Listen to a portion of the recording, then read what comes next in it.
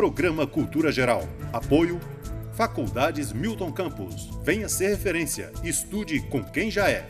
E IEPREV, em defesa da Previdência.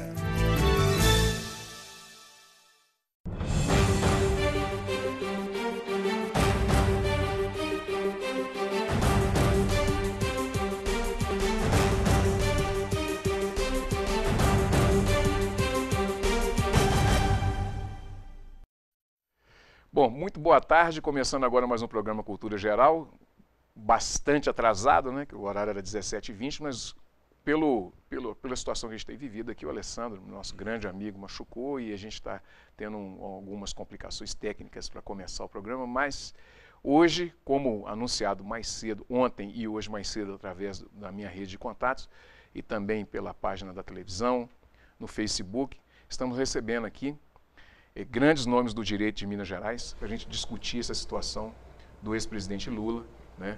A constitucionalidade de todo o processo, se está valendo, se não está, né? Se há flexibilização de direitos, se não tem.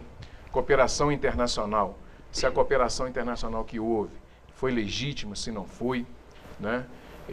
O direito penal, é um direito penal geral ou é um direito penal para cada um, né? E, obviamente, que a constitucionalidade disso tudo, com meu amigo Camilo Machado, professor lá da Faculdade Milton Campos. E na área penal nós vamos discutir aqui, bater um papo com o Dr. Leonardo Coelho, professor também. E meu amigo Juan Ferraz, para a gente falar de direito internacional. Então sejam todos bem-vindos nessa sala de bate-papo. É muito bom todos os dias estar aqui, pelo menos de segunda a quinta-feira ao vivo, para tratar desses assuntos tão pertinentes para a sociedade brasileira, né, numa televisão que é tão aberta e tão comunicativa como a TV Banqueta. Sejam todos bem-vindos aqui e obrigado por nos receber todos os dias na sua casa. Camilo, seja muito bem-vindo aqui, é um prazer te receber mais uma vez. Eu sei que já é sócio do programa, né? A hora que precisa, Camilo, desce aqui e tal, me ajuda nisso aqui e tal. Seja muito bem-vindo. Eu que agradeço, Betão, e já me sinto, inclusive, né, filho aqui de Nova Lima, por tantas vezes vir aqui, enfim, domicílio profissional da mesma forma pela Faculdade Milton Campos, que tenho a felicidade de ministrar já há alguns anos, enfim. Da mesma forma, cumprimento nossos telespectadores, cumprimento os nossos colegas aqui, espero que a gente possa debater algumas questões e, de alguma forma, contribuir com quem nos ouve, enfim, e quem nos assiste, com um tema tão polêmico quanto é esse momento político instável que o Brasil vive. Doutor Leonardo, depois de um longo e tenebroso inverno, depois do rádio e tal, estamos de volta aí para a gente falar desse direito penal, né? Se é um para cada um ou se é um para todo mundo. Tempos sombrios, né, Betão? Vamos Tempos levando, sombrios, né, que a gente vive nesse momento no Brasil, mas quero dizer que é uma alegria estar com você agora aqui na televisão, né? A gente esteve junto lá na rádio falando sobre a Lava Jato, como você bem me lembrou.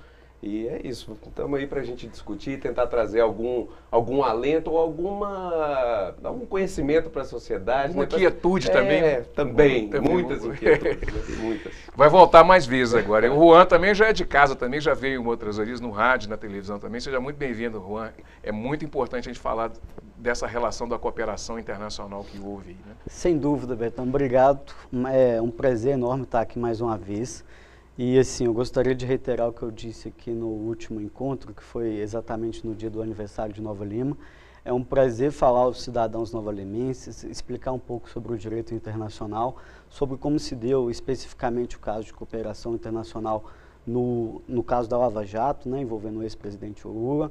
E eu fico feliz de poder contribuir com a cidade, para que o cidadão entenda um pouco mais de direito internacional e conheça um pouco mais desse direito, que para mim é muito interessante. Beleza. Camilo, queria começar com você.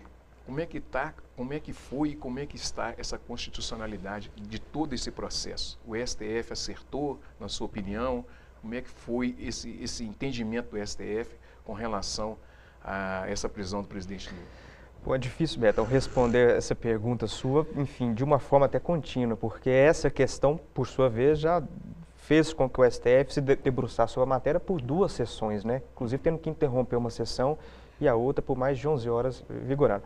Mas, primeiramente, eu só queria fazer um parênteses, que é o seguinte: por mais aflito que nós todos estejamos, acho que não tem ninguém, talvez, satisfeito com o cenário político nosso. É certo que a gente vive uma crise política. Mas eu tento ser otimista pelo seguinte fato: eu acho que crise traz solução. seja no âmbito conjugal, com relacionamento, seja no âmbito doméstico, às vezes com o pai, com a mãe, seja no âmbito da política, porque a crise nos traz, seja no âmbito econômico, a crise nos traz reflexões, como que a gente pode nos reinventar. E eu acho que é o momento do brasileiro tentar entender assim, será que o trato nosso com a coisa pública, será que o nosso trato também buscar informações acerca de políticos, ou seja, será que é isso que a gente quer para o Brasil?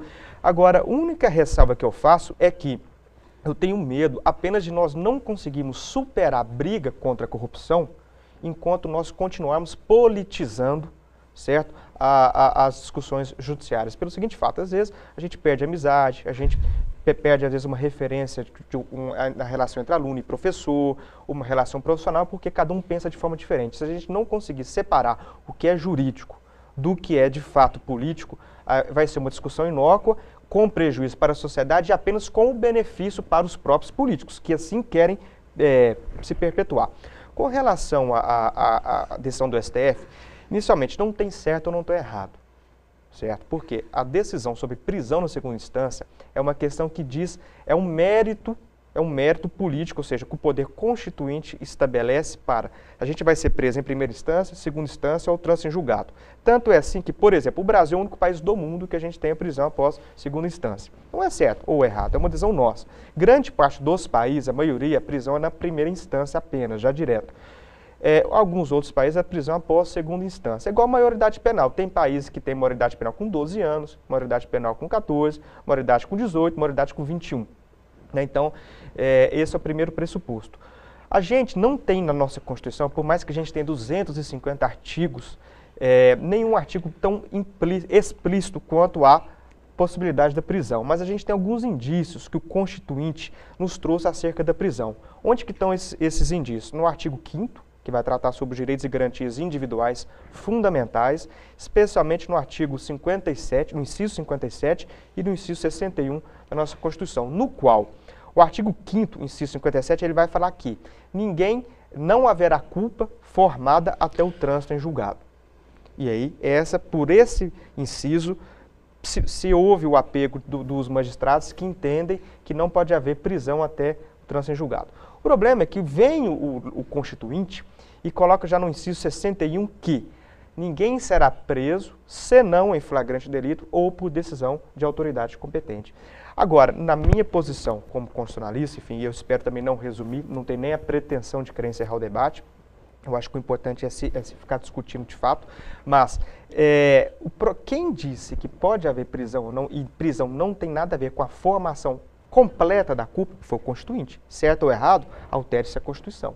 Certo? Então ele fala o seguinte, prisão é ou em flagrante delito ou por autoridade competente. A autoridade competente é decisão em primeira instância, decisão em segunda instância ou decisão após trânsito em julgado. Então não tira a legalidade, a prisão em segunda instância, muito pelo contrário, porque formação, ainda que esteja preso, a formação da culpa, ela vai estar sendo discutida até o trânsito em julgado, em que pesa a prisão, seja em flagrante ou por autoridade competente. O que a gente tem, na verdade, é presunção de inocência. Até que ponto se vigora a presunção de inocência para que haja uma prisão, seja em primeira instância ou seja em segunda, até o trânsito em julgado? Na minha perspectiva, eu acho que o Leonardo ele pode contribuir, não sei qual que é a posição, mas a gente discute um pouco sobre isso, é o seguinte, como que se faz, certo, a presunção de inocência? Será que a presunção de inocência, ela de fato vai ser suprimida após o trânsito em julgado? Ou a presunção de inocência, ela vai ter a inversão após já a oferta da denúncia, ou após a primeira instância, ou após a segunda instância? Essa é a pergunta direta para você, professor. Deixa eu te perguntar uma coisa. Essa presunção de inocência está sendo relativizada? Já emendando com a do Camilo? Totalmente. Eu, em alguns pontos, eu concordo com o professor Camilo, em outros eu discordo. Eu acho que, sem dúvida, a gente precisa discutir, são duas questões, né? A questão política, a questão da sociedade, do anseio social sobre um processo penal, velocidade do processo penal, a duração do processo penal e as garantias constitucionais de outro lado, que é uma questão eminentemente jurídica, né? Não há dúvida, eu concordo com o argumento de que o processo demora muito, eu concordo com o argumento que a justiça é lenta, mas esses defeitos que hoje acontecem no processo, em qualquer processo penal ou civil, você não pode jogar eles para cima da parte, especialmente no processo penal do acusado. Né? Então, a delonga de um processo ser justificativa para você relativizar uma garantia para que o processo para que alguém comece a cumprir pena antes do momento que a Constituição prevê, não me parece correto. Eu acho que precisamos discutir isso? Precisamos. Talvez tenhamos muitos recursos? Sim, talvez tenhamos. Mas os recursos, por exemplo, se você somar o prazo que uma parte, advogado ou Ministério Público, tem para recorrer ao longo de um processo, não se passa de 200, 300 dias. O que explica um processo que demora 5 anos, 6 anos, 10, 20? Não é a possibilidade de recorrer, é a demora do judiciário em julgar. Isso sim. Agora, com relação à presunção de inocência, a meu ver, a Constituição é claríssima. Ninguém será considerado culpado até o trânsito em julgado de sentença penal condenatória. Então vamos de trás para frente. Sentença penal condenatória é uma sentença do processo penal que condena alguém. Trânsito em julgado, isso é pacífico para todos nós que atuamos no direito, operadores do direito, que trânsito em julgado, a expressão trânsito em julgado significa não há possibilidade de recorrer. Né? E os recursos, basicamente, são os embargos, apelação, recurso extraordinário e recurso especial. O primeiro para o STF, o segundo para o STJ. No processo penal. Né? No processo civil você vai ter os agravos e tudo. E ninguém será considerado culpado. Bom, por que eu não vou presumir a culpa sobre alguém? Qual é o objetivo do Constituinte dizer que ninguém será considerado culpado até o trânsito em julgado? É a possibilidade da pessoa ter todas as ferramentas para se defender efetivamente e não ser considerado culpado. Não ser considerado culpado é ter direito ao devido processo legal, ampla defesa, contraditório e não ter que cumprir uma pena provisoriamente. Isso é muito claro. A questão aí vem os argumentos, e isso que me deixa muito preocupado, Betão, são os argumentos assim, não, se voltar a presunção de inocência se após o trânsito de julgado, todo mundo vai ser solto. Mentira. O Sérgio Cabral vai ser solto, mentira. O Odebrecht vai ser solto, mentira. O Eduardo Cunha vai ser solto, mentira. Por quê? Porque você tem as prisões preventivas, temporária e preventiva, que é exatamente a do artigo 61 que o professor Camilo se referia. A ordem judicial é para essas prisões e também para execução de pena no caso do trânsito em julgado, sem dúvida. Mas o artigo 5º 57, ele é uma regra, é uma cláusula pétrea. O professor Camilo pode dizer das cláusulas pétreas melhor do que eu. São aquelas imutáveis. Nem por emenda constitucional você pode restringir ou abolir. Então temos que mudar? Se vamos entender que, então a partir de agora o Brasil vai mudar o entendimento sobre a presunção de inocência. Ok, mas que se faça pela via correta. Qual? Uma nova Constituição. Né? A minha questão ou você cumpre a regra e aceita o que é direito e garantia a ferro e fogo, ou você não tem direito e garantia fundamental. Porque você vai ter, salvo engano, no inciso 1, a igualdade entre homens e mulheres. Então, se o STF consegue relativizar o inciso 57 do artigo 5º, que é a presunção de inocência, e é claro que ele relativizou, isso é assim, indiscutível, o que garante que amanhã ele não vai relativizar o inciso 1º, que homens e mulheres são iguais perante a lei, ou qualquer um dos outros incisos. Porque se você relativiza um direito e garantia fundamental para restringi-lo, você pode relativizar qualquer um. E esse argumento de, no outro país é primeira instância, no outro é segunda. Sim, sem dúvida o Brasil deve ser um dos mais amplos com relação à possibilidade de cumprimento de pena. E talvez tenhamos que discutir isso, mas a minha questão, veja, eu não digo que eu sou a favor ou contra a pessoa cumprir pena na segunda instância. Eu estou dizendo que, se vamos mudar o entendimento, temos que mudar pela via correta. Eu sou totalmente contrário ao STF ficar legislando. É o tal do ativismo judicial. Quer dizer, ele pega algo que a Constituição é clara e muda o que está escrito. Né? Então, acho que esse não é o caminho. Eu só queria fazer uma pontuação. O seguinte fato, Betão. Eu acho o seguinte, quem disse, né, que quando a gente tem, as cláusulas pétreas estão lá no artigo 60, parágrafo 4º da nossa Constituição, que não consta. A prisão, ela vai constar direitos e garantias, que a gente faz remissão ao artigo 5º. Mas quem disse, ou seja, que a prisão, certo, ela não tem vinculação com a culpa formada, também não foi eu, foi o Constituinte. Então, veja bem, seria diferente se o Poder Constituinte tivesse no artigo 5º, inciso 57, a seguinte expressão: ninguém será considerado culpado e preso senão em flagrante delito. Aliás, ninguém será culpado e preso até o trânsito em julgado. Não teria discussão sobre isso. O STF não falou isso. O STF falou: ninguém será culpado até o trânsito em julgado. E quando ele vai falar no inciso 61, permitindo as prisões, que ele fala prisão é por autoridade de competência, ele não vai fazer remissão a se é prisão preventiva, ele não vai fazer remissão se é prisão cautelar, ele fala prisão. Lei complementar, ou lei ordinária, que vem complementar e vai ser no âmbito do Código de Processo Penal, quais são os tipos de prisões e outras questões. Ou seja, a gente não tem no âmbito do Poder Constituinte a discussão sobre qual tipo de prisão que se refere.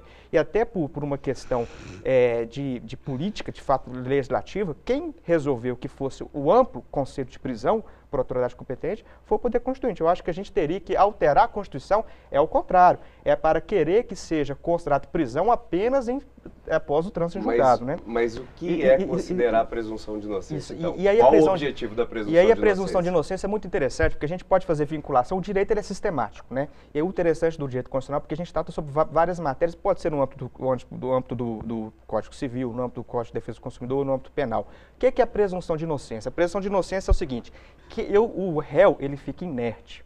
Quem tem que apresentar provas é o Ministério Público, certo? A partir do momento que você traz a prova, o réu ele já tem que agora refutar essa prova. A presunção de inocência ela vai vigorar até a prova ser apresentada. É igual da mesma forma no âmbito sistemático do CDC, que a inversão do ônus da prova ela não é inicialmente contabilizada, a gente tem que ter o deferimento expresso pelo juiz ou no âmbito do Código de Processo Civil, que a gente tem que quem prova, quem acusa é quem constitui. Uma vez constituído, o MP fez a função dele, ele trouxe as provas ao processo. O juiz considerou aquelas provas em processo. Agora incumbe a parte contrária demonstrar se aquelas provas são pertinentes ou não, ou seja, inverteu a presunção. Então, no momento das alegações finais da defesa, já não há presunção de inocência no processo penal. É exatamente esse entendimento que a maior parte dos países democráticos entende a prisão antes da primeira instância. Sim, mas o país ele fica no limbo, né?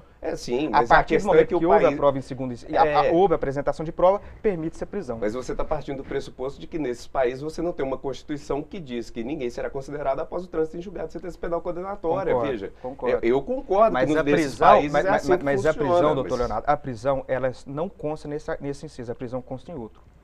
Culpa não tem a ver com prisão. Mas a prisão que consta no artigo 61 não é de execução de pena. É qual? É prisão provisória. Está escrito prisão provisória? Não, mas é claro que é sobre isso. Prisão. A presunção não, mas a presunção de inocência ela recai sobre o cidadão justamente para que ele não seja considerado culpado. Quer dizer, o que adianta você ter um princípio da presunção de inocência que a pessoa está executando pena? Então, tanto foi isso que o STF relativizou, que foi muito claro. Ele está relativizando o inciso 57 do artigo 5º. Ele não está falando sobre o artigo 61. Eu acho que o dia que a gente fizer uma reforma à Constituição, que na minha perspectiva não poderá ser reformado o artigo 5º, a gente constar que apenas pode haver prisão preventiva antes do trânsito julgado, a gente pode ter esse entendimento. A partir do momento que, por opção, até que a gente faça uma outra Constituição, só conste prisão pode ser feita por autoridade competente. Mas aí você está partindo do pressuposto, né? que a presunção de inocência ela serve apenas para o defendente ter a possibilidade prisão de não ter inocência e é especificamente ônus probatório. O próprio Código de Processo Penal também vem trazer a questão do trânsito em julgado. E aí a gente da tem, mesma forma. E ele próprio fala que antes do trânsito em julgado só pode ser por preso essa razão, a gente tem a discussão sobre a constitucionalidade, é o que está no STF, já foi decidido em 2016, exatamente como o Código de Processo Penal, que é anterior à nossa Constituição, ele está em desconformidade com a Constituição, a gente está fazendo a apreciação no Judiciário hoje, teve em 2016, agora tem as ADCs que a gente vê mencionar as duas que estão em tramitação, é justamente essa. Quem está desconforme é o CPP, que é anterior à Constituição. Agora, a decisão do Constituinte em diferenciar prisão com ônus probatório, aí a gente tem que ver, ou seja, primeiro eu tenho que revogar um. Não, mas não tem nada a ver com o ônus probatório. A presunção de inocência é justamente para evitar a execução de pena. Tanto é que o STF se manifesta sobre esse aspecto. Até por isso, o terminologia é presunção. O HC, inclusive, foi isso. O HC de 2016, a discussão foi essa, e o HC do Lula, a discussão foi sobre o inciso 57. E o que é maior absurdo, o STF relativiza um direito garantido fundamental, que é o do artigo inciso 57, num habeas corpus. Que a função precípua dele é analisar se é caso ou não da pessoa estar presa. Ele nem nisso deveria ter entrado em 2016. Mas só uma questão, doutor Leonardo. A gente não pode analisar apenas o inciso 57, igual a questão do ABC. A gente tem que analisar a Constituição como um todo. Então, é o inciso 57 com o inciso 61. Sem dúvida. A gente não pode ter análises pontuais e fragmentadas. Mas como você bem disse, o artigo 5º é um direito garantido. Deixa eu fazer uma pergunta, deixa eu colocar minha colher de pau. Há uma antinomia aí entre o artigo 5º e o 61? E eu entendo que não. Nenhuma. Nenhuma. Só há uma distinção entre culpa formada e possibilidade de prisão. Ô, Juan, deixa eu te colocar nessa conversa, que você Debate está igual plateia aí, né? né? O debate é alto nível, né? Você fica até com medo de entrar no meio. Alto, pois Mas, ô, Juan, teve cooperação internacional nesse caso específico do Lula? Teve. E como que se deu essa cooperação internacional? Então, teve cooperação internacional. Antes de falar especificamente desse caso do ex-presidente Lula, eu gostaria de fazer um conceito que é uma cooperação? Para o cidadão aqui de Nova Lima entender o que é uma cooperação. A cooperação internacional ela ocorre nos casos em que o fato ele transcende ao território nacional.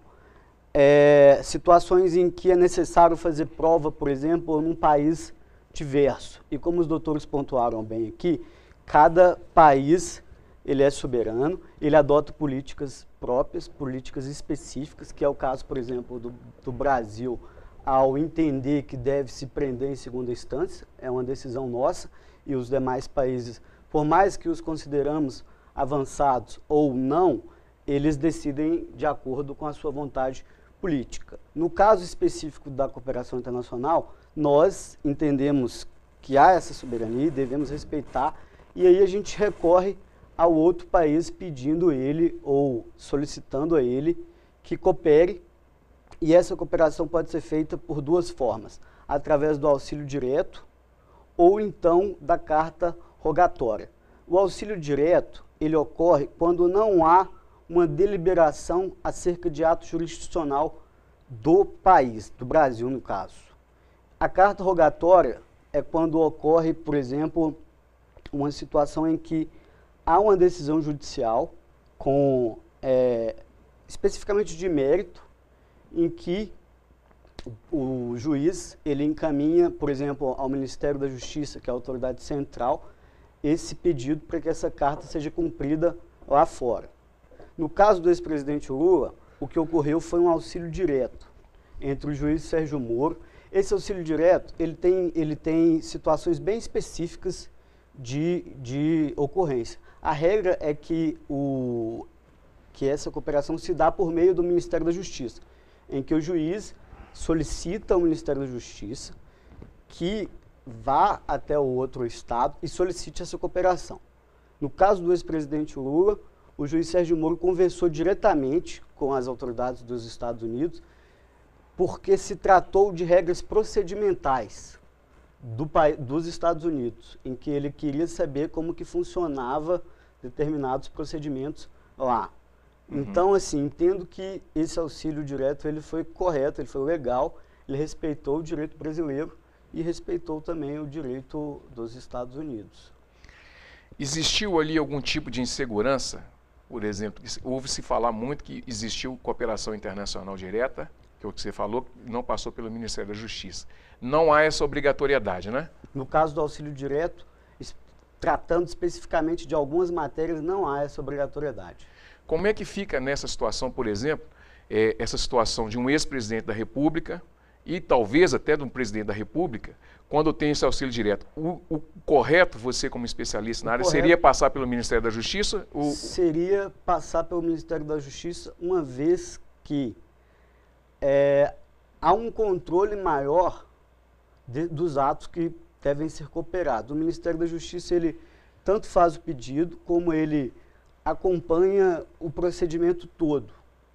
Então, assim, por se tratar de um ex-presidente, levando em conta as circunstâncias do caso, seria, sim, mais correto se ocorresse por meio do Ministério da Justiça. Mas a lei em si não impede que o juiz proceda da forma que ele procedeu. Então, isso esclarece bem, que ele não agiu fora do contexto legal. Não agiu fora dentro do parâmetro legal. O professor Camilo, o STF, e aí a pergunta fica para vocês dois também, tem sentido, isso é uma pergunta de um telespectador nosso, o Clêncio Otero, que ele tem sofrido muitas pressões externas. E isso acaba dando uma sensação de seletividade nas decisões e tal. Como é que vocês veem isso e como é que vocês viram essa situação do juiz Sérgio Moro? Você quer falar? Pode falar. Bom, eu acho que essa espetacularização, que é um termo muito usado do processo penal, ela tem causado graves danos para o direito. Eu vejo isso claramente no nosso dia a dia e, por exemplo, você perguntou do Sérgio Moro, vamos lá. É um juiz tecnicamente muito competente, isso não há dúvida, conhece da lei, é um homem preparado, acho que é um homem sério, me parece ser um homem muito sério e com boas intenções, boas intenções. Mas, para mim, já ficou muito claro que algumas das prisões da Lava Jato foram exclusivamente para se forçar delações premiadas. Isso nós conversamos sobre isso lá na rádio. Na rádio, lembrou, né? Lembrei. A gente falava sobre isso na rádio. E isso, para mim, é gravíssimo, você prender pessoas para fazer delações, sabe? E a Lava Jato, ela demonstrou que isso, de fato, aconteceu. E você tem essa pressão social e que você divide, inclusive, a sociedade, né? Você tem o lado A e o lado B, e eles não conversam. E as pessoas estão cada vez mais intolerantes. Então, como o Camilo disse, você conversa numa roda, assim, você vai com muito cuidado. Eu, outro dia, no encontro da escolinha da minha filha, a gente conversava com os pais, entramos nesse assunto. Quando eu vi todos os pais me olhando assim, meio assustados e tal, eu falei assim, não, gente, mas eu sou apartidário, eu não estou defendendo nenhum lado, a questão não é essa. Mas, enfim, ao ponto de ter um pai e... apesar da minha discussão com o professor Camilo aqui, a questão da interpretação dele extensiva ou restritiva do artigo 61, porque eu entendo que sobre o artigo 5º a gente não pode fazer interpretação restritiva, mas enfim, a discussão passa sobre isso. E chegou um pai ao ponto de me falar assim, está escrito na Constituição que pode prender em segunda instância. Isso não existe. Sabe, assim, chegou a este ponto, de ele afirmar categoricamente.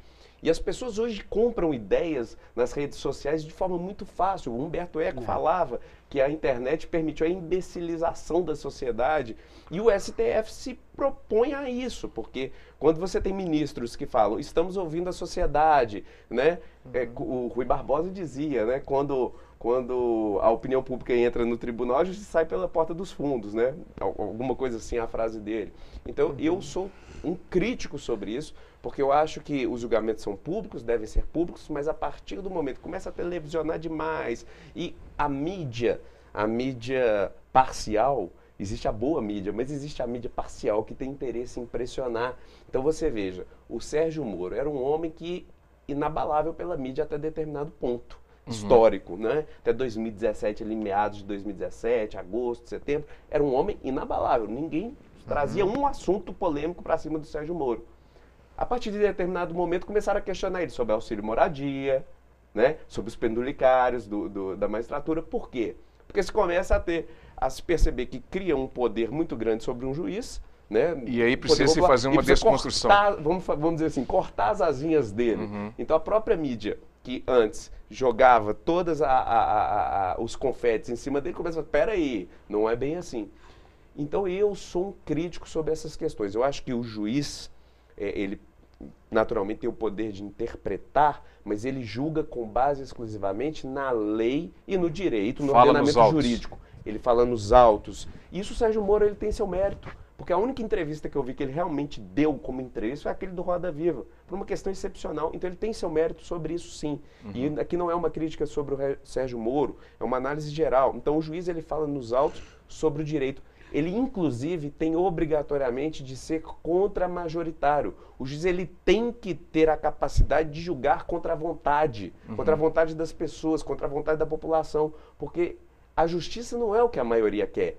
Se fosse a justiça o que a maioria queria, nós hoje não seríamos católicos, não seríamos cristãos, né? Porque a maioria escolheu que Jesus fosse crucificado.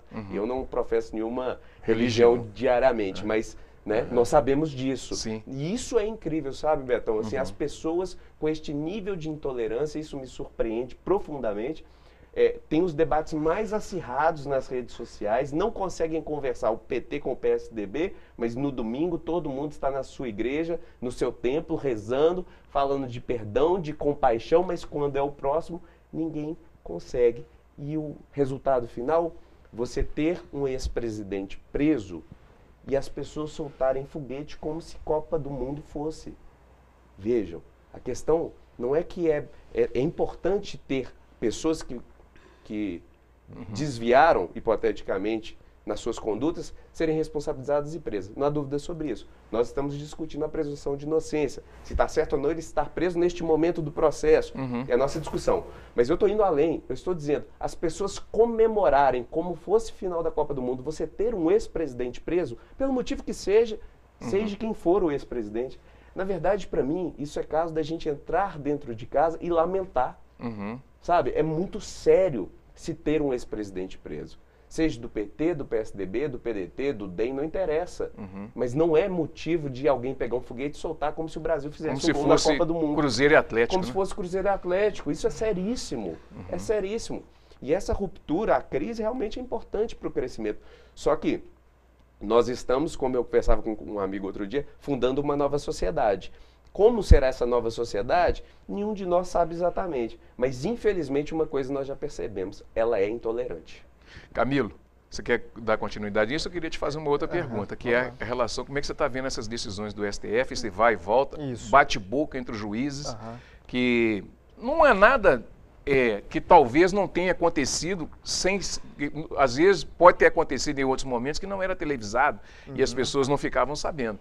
Mas, além de ser desagradável, causa-se uma insegurança nas pessoas, porque são duas pessoas da Suprema Corte que estão batendo boca e não é a primeira vez. Como é que você vê tudo isso e como constitucionalista? Você ensina uma coisa de manhã, de noite você tem que falar assim, ó, de manhã eu dei uma aula assim, de noite eu vou dar uma aula assada. A gente até brinca quando os alunos fazem a pergunta, a gente não sabe qual de fato vai ser a decisão, possivelmente, pela instabilidade. Mas assim, eu acho o bom, certo, da crise até sobre esse tema é que a gente está trazendo essas discussões para a dona de casa, para o lavador de carros, enfim, para o pai de um aluno, ou seja, a sociedade está a partir deste momento de crise se envolvendo com os destinos do país. Então essa minha posição divergente do Dr. Leonardo, eu acho que isso é muito proveitoso, porque a gente quando diverge aqui, nós trazemos para quem está nos observando, certo? Suscitar reflexões, aí ver qual que é o ponto, às vezes um ponto de convergência ou não. Então, o interessante é divergir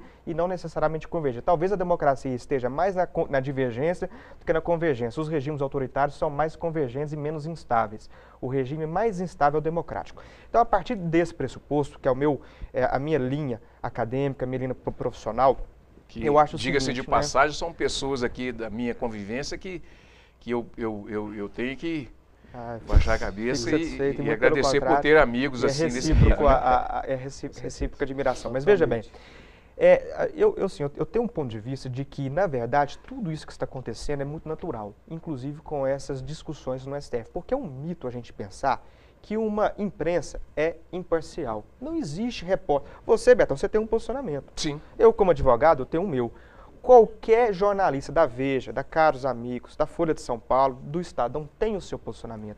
É impraticável que alguém consiga depurar tudo o que pensa e não colocar signos de linguagem no que está escrevendo.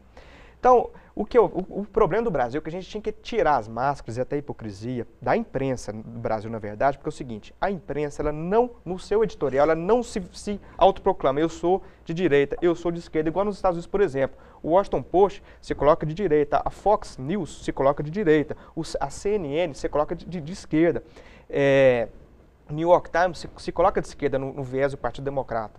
Então, na verdade, a gente vai largar de querer enganar o eleitor numa falsa imparcialidade e aí permite que a gente leia um artigo sabidamente de esquerda, para a gente procurar um sabidamente de direita, a gente construir o nosso entendimento. Então, da mesma forma, juiz. Não existe juiz imparcial no ponto de opiniões. Obviamente, o direito não pode ser politizado.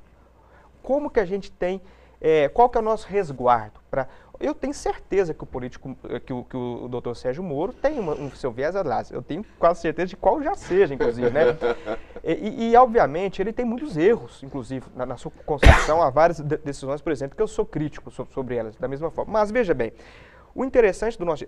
Qual que é a nossa segurança jurídica? Não é a decisão do juiz, é como ele chegou àquela decisão. Ele tem que fundamentar, porque quando ele fundamenta, ele possibilita que a segunda instância, o grau de revisão, possa saber quais são os indícios que ele chegou àquela decisão X, que ela não pode ser política, mas ela tem sim um viés, e aí daquela forma a gente pode reverter ou não. Da mesma forma, muitos se questionam sobre o STF, porque o STF é indicado pelo presidente da República. Bom, nos Estados Unidos é a mesma coisa, certo? Indicado pelo presidente. Na França, por exemplo, a gente tem um sistema um pouco diferente. Um terço é indicado pelo presidente, um terço pelo Senado, um terço pela Câmara. Mas estão todos políticos. Se a gente simplesmente trazer juízes egressos de carreira da magistratura, a diferença é que eles vão estar muito mais politizados e a gente não vai saber qual que é o lado deles. Pelo menos essa indicação eu sei qual que é o lado. Não se pode nem questionar muito isso sobre o nosso STF, porque exatamente. A maioria, que foi a que votou contra o habeas corpus do Lula, presidente né? Lula, foi indicado pelo PT. Né? Quer dizer, os 6 ali que votaram contra foram indicados pelo PT. E a gente pôde já saber... Isso não é um... Isso faz parte até da democracia, faz parte. Né? E sobre esse sentido é interessante saber o seguinte, a gente sabe quem foi indicado ali pelo Lula, então a gente sabe como é que vai ser mais ou menos a dinâmica e até mesmo eles votando contra, a imparcialidade deles nesse sentido, até porque possibilita que a sociedade controle. Um outro exemplo é o seguinte, olha a polêmica que teve na indicação do próprio Ministério Público, na indicação da Procuradoria-Geral da República. Olha a politização, o grupo da Raquel Dodge, radicalmente contrário ao grupo do Janot, certo? E brigando entre eles, e o Janot até hoje utilizando as mídias sociais, ou seja, isso não chegaria à nossa percepção se não fosse a indicação do presidente da República entre eles. Se fosse simplesmente carreira, você subir na carreira, essas disputas mesquinhas internas não chegariam ao nosso alcance. Então, eu acho que é muito interessante essa divergência e mostra que o direito não tem um positivismo de que já tem uma solução pré-estabelecida, mas possibilita que eles, discutindo, fundamentem e trazem a gente para perto. Eu posso falar nesse sentido que, por exemplo, no julgamento do Lula especificamente, o TRF4, dos 3 que condenaram unanimemente o Lula, 2 foram indicados pela gestão do PT. 2 foram indicados pela gestão do PT. E foi unânime. Dos 5 que votaram na turma no STJ, os 4 foram indicados pelo PT, inclusive com a mão específica da Gleisi Hoffmann, que indicou os ministros. Então, ou seja, não pode a gente simplesmente politizar falando que foi um julgamento político, não. É divergência sobre o trato do direito, e no trato do direito a gente vai entender como que se chegou aquele caminho, aí eu tenho uma posição, o doutor Leonardo vai ter a dele, o doutor Juan vai ter a dele, mas possibilita a sociedade envolver. Mas que não há dúvida que um julgamento, assim, eu fico me perguntando, por exemplo, a discussão sobre o HC do Lula. Se fosse sobre o HC do José, qual seria o resultado? Eu não acredito que seria o mesmo. Não estou dizendo que... Eu estou dizendo que não seria o mesmo nem pela mesma quantidade de 6 a 5. Sim. Sabe? Assim, é incerto qual seria o resultado. Agora, eu acho que no caso do STF e de todos, a política ela tem permeado na decisão. Eu não vejo ela escapar disso. Talvez seja bom, talvez seja ruim. Mas eu é bom que como seja, uma coisa ruim. É bom que seja, sabe por quê? Porque a gente julgou um presidente. Pois é, então mas a sociedade mas o ela juiz, tem que... ele não pode ser, É que condenasse. A minha questão não é se condenou, não condenou, se sim, prendeu sim. Lula, senão a minha questão é outra.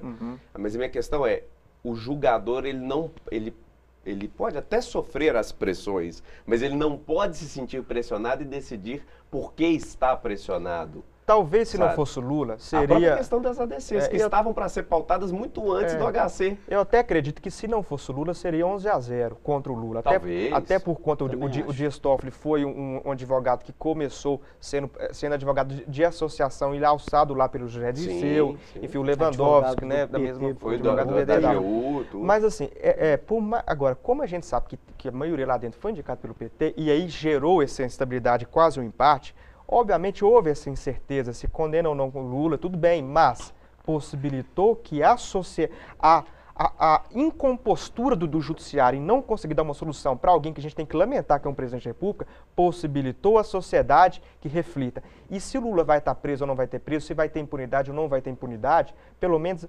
a A vacilação que o STF está tendo nesse momento está colocando uma sementinha na cabeça de todo mundo que está aí resignado acompanhando esse debate a refletir como que a gente vai votar, qual que é a nossa responsabilidade daqui para frente.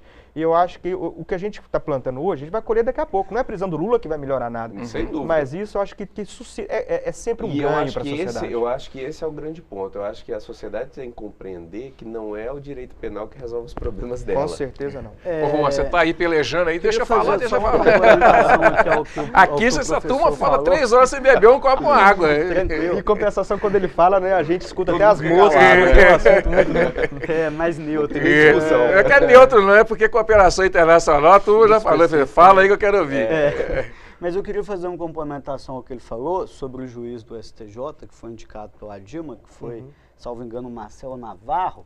Foram 4 dos 5, né, na verdade, Isso, da turma. mas esse caso específico do Marcelo Navarro tem uma peculiaridade, que ele foi acusado de ir para o STJ, indicado pela presidente Dilma, especificamente para agir no caso do Marcelo Odebrecht. Então, se ele ia agir no caso do Marcelo Odebrecht, por que não agir, né, no caso do presidente Lula, que tem uma importância muito maior no partido do que o próprio Marcelo Odebrecht? E também, complementando o que eles falaram a respeito da evolução da sociedade a partir do momento em que ela começa a se envolver mais nas questões políticas, eu entendo que isso é um grande avanço também, embora eu tenha umas certas ressalvas. Eu acho que as pessoas elas precisam compreender um pouco melhor as notícias, compreender um pouco melhor as informações, para com mais argumentos debaterem. De todo modo, eu entendo que isso é algo que era necessário, tendo em vista que, se você for olhar bem, há 10 anos atrás, se você perguntasse a alguém se ele conhecia o nome de algum ministro do STF, ninguém saberia dizer. E se você perguntasse quem que conhecia os 11 jogadores da seleção brasileira, nada contra o futebol, mas todo mundo saberia informar. Então, assim, creio hoje está ao contrário. Hoje está ao contrário. Hoje ninguém, assim... mas a minha grande maioria não sabe quem são os 11 jogadores da seleção. Eu, particularmente, e conhece os futebol, ministros do STF. Já sabemos. O meu único medo em relação a essas questões, eu acho que o Dr. Juan está coberto de razão e a sociedade participar das discussões, isso é fundamental, mas tem que participar com cuidado, porque as pessoas vão como manada atrás da informação que lhe agrada, ainda que não seja verdadeira. Outro dia um amigo me mostrava a foto do Lula preso no carro que ele foi, né? Parece que a placa era 292 ou 272, e alguém pegou a placa do carro da Polícia Federal e fez assim, decreto 90 de não sei quanto, artigo 292, corrupção. E as pessoas começaram a republicar. Veja, o Código Penal tem 160 artigos. Como que o 272 ou 292 era o da corrupção? Nessa seara, a gente tem que ter muito cuidado com as fake news, por exemplo, que são espalhadas por aí. Nós discutimos ontem isso aqui também. E as pessoas tomam isso como verdade. E aí você imagina assim, as pessoas começam a discutir direito sem nunca terem lido a Constituição ou o Código Penal. Ou pior, ao menos sem ler, por exemplo, a decisão do juiz. Sem ler, exato. Eu vejo uma série de pessoas criticando o Sérgio Moro, criticando as decisões dele, mas se você for perguntar para essas pessoas se elas leram a decisão dele, sabe o argumento e a fundamentação que ele chegou àquela conclusão. Porque eu acho que a discussão, assim, a discussão política, o processo demora muito e tudo mais, tudo bem, é uma discussão que as pessoas, pela sensação que tem do dia a dia, é uma coisa. Agora, as pessoas discutirem se a presunção de inocência ela está correta ou não sob o aspecto técnico, sem nunca terem lido nada sobre o assunto, isso me causa espanto, porque as pessoas vêm com esses argumentos de forma intolerante. Vem com achando que o direito penal vai resolver o problema. Achando que o direito penal vai resolver, e não é esse o caminho. Juan, deixa eu te perguntar uma coisa. Na Corte Internacional, na ONU, o presidente Lula, os advogados do presidente Lula, fez uma representação. Quais são as alternativas que ele tem agora para frente, tanto na Corte Internacional de Direitos Humanos, quanto também na ONU? Também é uma pergunta minha, que também inteirou ela junto com a do Clenso também, que ele nos assiste aí, está de antena ligada lá, porque o debate está quente. Um abraço, nem intervalo vai ter, nós estamos fazendo um programa direto, e já está passando igual um foguete, né? O que acontece? Nossa. O Brasil, ele está vinculado aos sistemas internacionais de direitos humanos, tanto o sistema interamericano de direitos humanos, quanto ao sistema onusiano de direitos humanos. Agora, uma vez que já esgotaram os recursos externos do presidente Lula, internos do presidente Lula, se ele entendendo que houve alguma inconvencionalidade, vamos focar especificamente no sistema interamericano de direitos humanos, que eu entendo que seja uma via mais fácil dele obter alguma resposta. Ele entendendo que houve alguma inconvencionalidade em relação à Convenção Interamericana de Direitos Humanos, ao Pacto São José da Costa Rica, ele pode recorrer à Comissão Interamericana de Direitos Humanos, apontando qual foi a inconvencionalidade que ele entendeu que ocorreu. O Pacto de São José da Costa Rica, ele prevê essa questão da presunção de inocência, embora ele não dê um conceito formal expresso do que seria a presunção de inocência, de como que essa presunção de inocência deve acontecer. Então, esse seria o primeiro caminho. A Comissão Interamericana, avaliando a reclamação, entendendo que houve alguma inconvencionalidade, ela vai solicitar providências ao Estado brasileiro, uma vez que ele foi condenado pelo Estado brasileiro, de modo geral, vai solicitar informações no primeiro momento, e se for entendido que houve alguma inconvencionalidade, ela vai recomendar ao nosso país que proceda das formas lá, né, que o próprio Pacto de São José da Costa Rica prevê para corrigir eventual inconvencionalidade. Embora isso, no caso do ex-presidente Lula, vá ocorrer mesmo somente quando ele, depois de interpor recurso especial, que ainda há essa possibilidade, e recurso extraordinário ao Supremo Tribunal Federal. O professor Camilo, para a gente encerrar, a gente está num momento de insegurança jurídica no país? Eu acho que a gente está num momento de reflexão sobre o país, certo? Insegurança seria se não tivesse essa reflexão.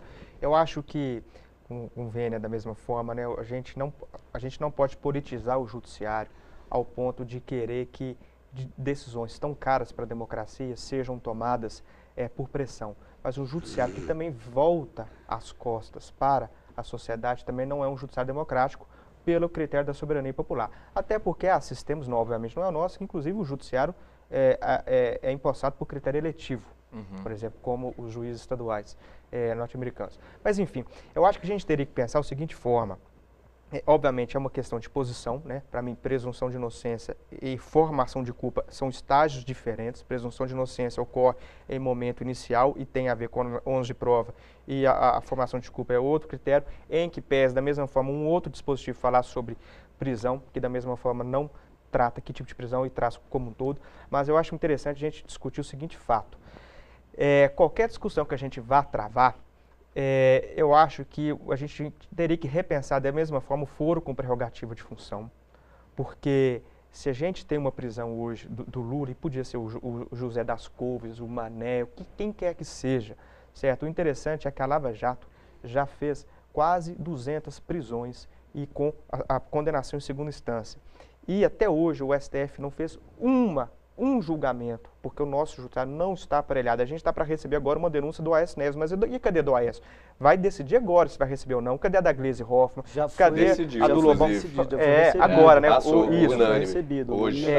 E quanto tempo já tem isso, né? E a gente fala, mas o Aécio está preso. Não é porque está julgando apenas o Lula, é porque quem está analisando o caso do Aécio é o STF. Então, o problema nosso é o STF, que é uma corte constitucional, e está virando corte recursal, ele não comporta isso.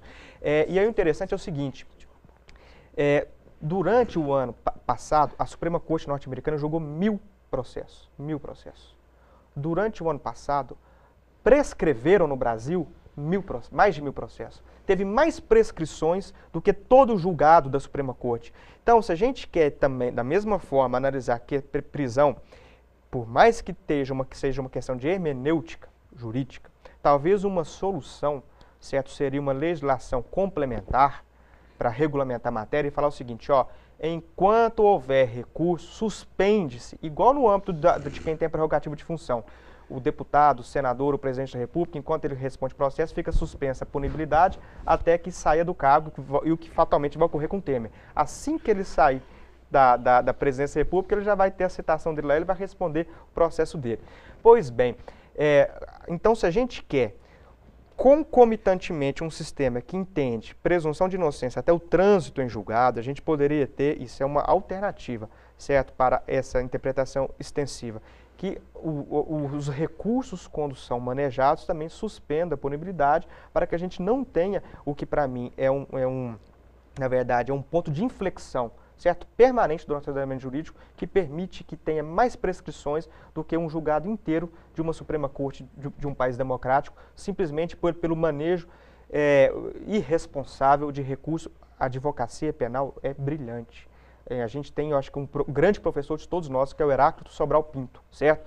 Então, por todos nós que prestigiamos o Sobral Pinto, a gente entende que quando todas as esferas do direito sucumbem, o advogado penal é quem vai brigar pelas liberdades, certo? Mas uma pequena parte que seja, use responsavelmente. Obviamente, a gente não deve analisar o direito constitucional com pequena parte. Assim como você né? tem o judiciário, o Ministério Público. Outros tantos. Claro. Eu acho que a gente poderia, então, se quiser repensar, analisar uma legislação complementar nesse sentido. Seria uma conveniência. Mas, assim, até lá, eu acho que a segunda instância é um bom contraponto, analisando sistematicamente os dois incisos e com a presunção de inocência até a segunda instância, num órgão colegiado. Doutor então, Leonardo. Eu só gostaria de fazer uma pontuação antes Sim. que o colega fale. Sim. É o seguinte... É porque nada impede que o presidente Lula chegue até a Corte Interamericana de Direitos Humanos. O que ocorre é que o sistema interamericano de direitos humanos ele é dividido em duas fases. Primeiro, você tem a Comissão Interamericana de Direitos Humanos, que analisa inicialmente o processo, entendendo ela, não conseguindo ela resolver a questão, ela encaminha esse processo à Corte Interamericana de Direitos Humanos.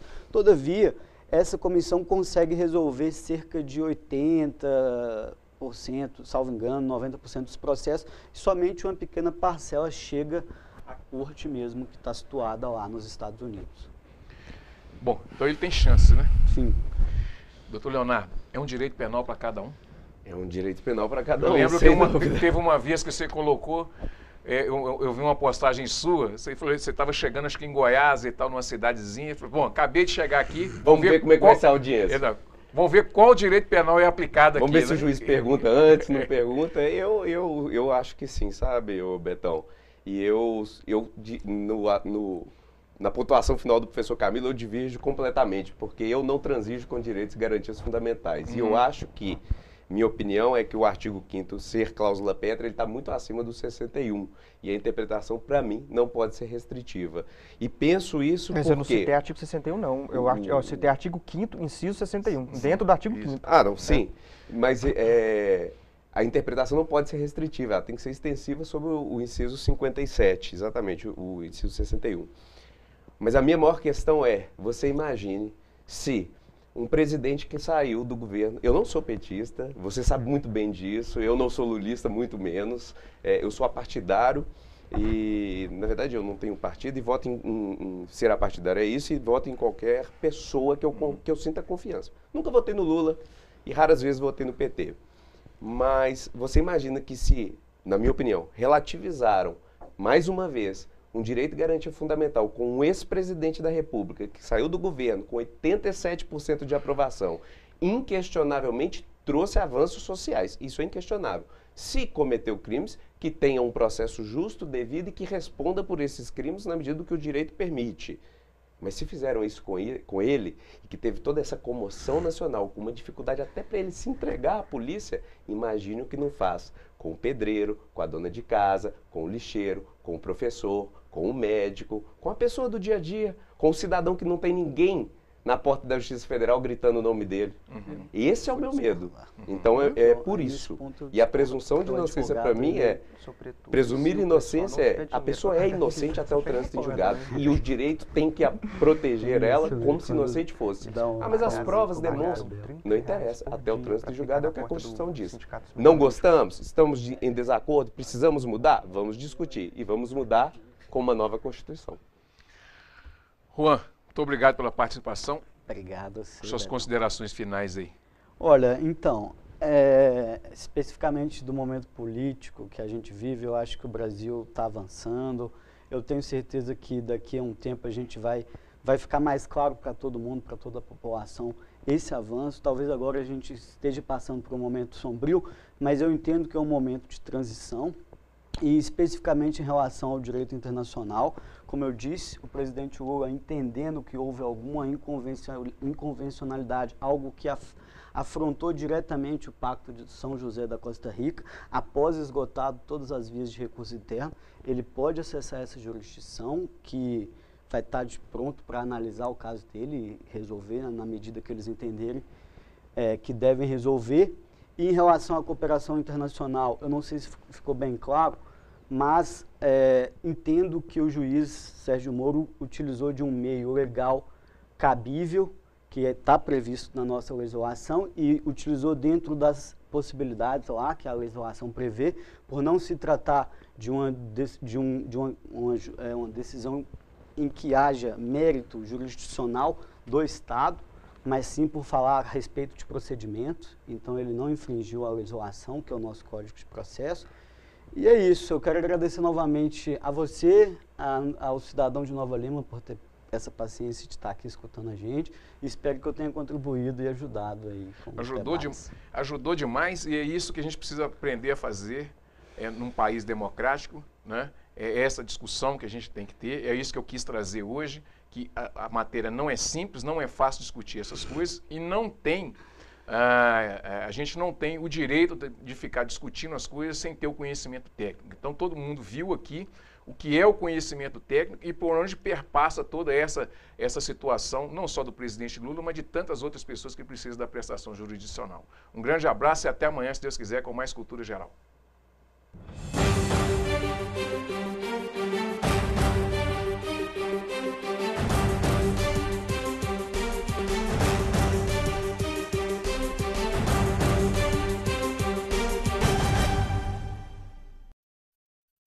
Programa Cultura Geral. Apoio Faculdades Milton Campos. Venha ser referência. Estude com quem já é.